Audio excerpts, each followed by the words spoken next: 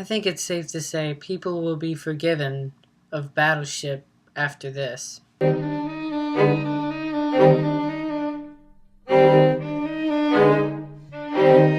Lone Survivor is the gripping true story of 4 Navy SEAL officers in the midst of the war in Afghanistan, based off the book by real-life survivor Marcus Luttrell. Going into this film, I really had no idea what to expect. I had seen the trailer just once, and it looked like it would be a decent to okay film. But this film, you guys, really got under my skin, you guys. This is such a realistic depiction of what I believe the war in Afghanistan must have been like. Their story is incredible. However, it's not a very pleasant story, which means that this film is a very hard film to sit there and watch.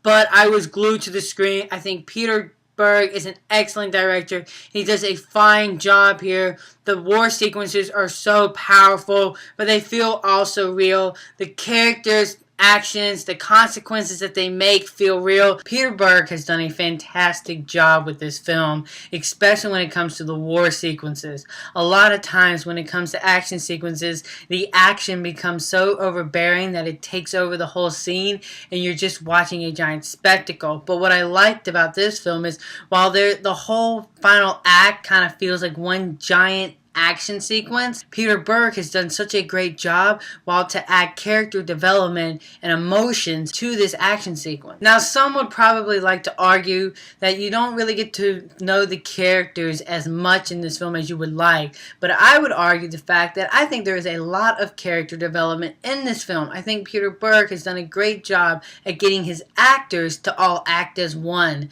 because I feel like as Navy officers, and I wouldn't know because I'm about as far away from a Navy SEAL officer, but I feel like as a Navy SEAL officer, you have to act as one and act as brothers, and I felt like these people were brothers, and I felt like they were all one. However, as powerful as this film is, I can't deny the fact that there are a few flaws in the film.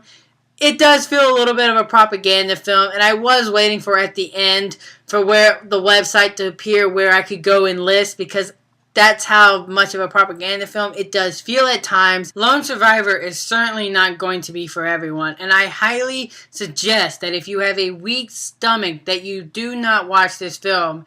It is a hard film to watch, but when it's over, it's definitely a film that's going to linger with you. As the score you guys go, I'm going to give Lone Survivor a 4 out of 5.